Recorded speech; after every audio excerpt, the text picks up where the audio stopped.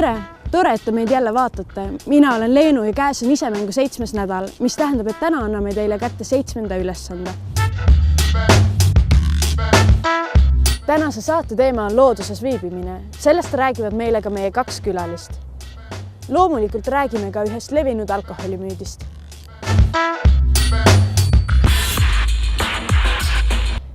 Esimeseks külaliseks on meil alpinist Andres Hiiemäe, kes on käinud näiteks matkamas kaugel Kaukaasia mägedes.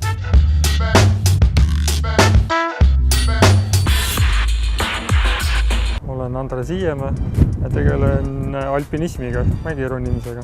Mägironimine kõige üldistatumalt öeldes on mägede otsa ronimine. Aga ta võib olla mõnel puhul ka üsna keerukas ja mõnel puhul ka isegi ohtlik. Et on kõrged mäed, on järsud mäed, on väga ligipääsetavad kõigile inimestele mäed. Kõik see nõuab siis vastavalt ettevalmistust ja teadmisi. Mägedesse tagasi tõmbab kindlasti see väga ilusaid vaateid pakkuv keskkond. Tavaliselt on ta tsivilisatsioonist eemal, ehk on võimalus ka nii-öelda argimuredest ja saginatest ennast juhe välja tõmmata ja minna loodusesse ja niimoodi, et sul kogu selle mäes oldud aja jooksul ei olegi meeles jooksvad ja argimured. Et see on kindlasti üks. Aga kindlasti on ka tiimitöö ja nende raskustega enese proovile panek ja samas õpid ka iseennast läbi nende raskuste tundma. Omamoodi huvitavad on kõik mäes käimised. Näiteks väga huvitav oli talvetingimustes ootamatult ööbima jäämine mäeharjale või siis telkida sellise väikse platsikese peal, mis selle suurus on umbes seesama kivi 4000 meetri peal, nii et ühelt poolt ja teiselt poolt kukub sein püstloodis alla. Ja sellised hetki, mis jäävad väga sügavalt meelde, neid on igast korrast jääb mitmed ja mitmed. Looduses saab nii palju toredaid asju teha. Mägedes matkamine on vaid üks võimalus, kuidas vaba aega sisustada, kuid tuleme tagasi oma väikeste küngaste vahele Eestisse. Järgnevalt annab Laura õigus teile põgusa ülevaate skautidest ja nende tegemistest. Tere, mina olen Laura. Õpin mina ülikoolis eripedagoogikat. Tegelen mina šotitantsudega. Ja ühtlasi olen mina ka Eesti Skautide Ühingus, kus ma olen nägemispuudega lastegrupi juhendaja ehk siis skaudijuht. Skautlas on üks Eesti suurimaid noorteorganisatsioone. Eestis on meid 1500, maailma tasandil on umbes 30 miljonit. Ja Skautlas on noorte liikumine, mille eesmärgiks on arendada noori võimalikult mitmekülgselt.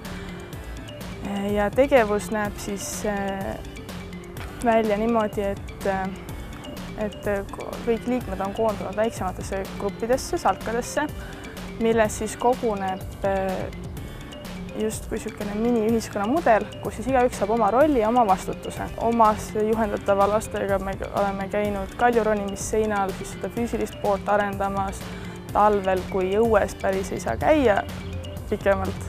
Siis käisime loodusmuuseumis topiseid uurimas ja loomatopiseid ja uurisime loomi ja samuti on nad ka ise korraldanud neil pannkoogipäeva endale ja vanematele, kus siis said kõik ise pannkooki teha ja olid hästi uhked enda tehtud pannkookide ülest. Igaüks saab olla skaut. Vanuseliselt küll meie programm algab alates 6. eluaastast.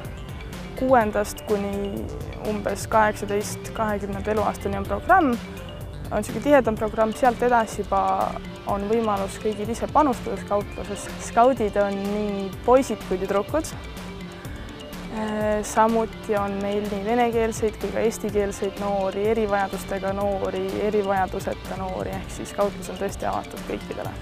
Meil on üksused on üle Eesti, piirkondlikud üksused, ehk siis kui juba on piirkondliku üksuse kontakt teada, siis on kõige lihtsam võtta piirkondliku üksusega ühendust, kui mitte, siis võib www.scout.ee, sealt leida kontaktid või siis otsida meid üles Facebookist. Kas teadsite, et värskes õhus viibimine iga päev on tervisele väga hea? Minge näiteks parki või metsa jalutama ja võtke sõberga kaasa. Järgmisena räägib Mari-Liis Tael Tervise Arengu Instituudist meile alkoholimüüdist. Alkohol aitab unustada muresid. Alkohol kipub võimendama seda meeleolu, milles inimene on enne jooma hakkamist. Nii võivad näiteks ahastus ja masendus juues hoopis hullemaks muutuda. Kui purjuspäi tundubki, et probleemid pole nii tõsised, võivad kaineks saades asjad sootuks hullemad olla. Alkohol ei lahenda ainsatki probleemi. Joomise asemel on õige leida mõni sõber, keda saab usaldada ja kellega saab rääkida.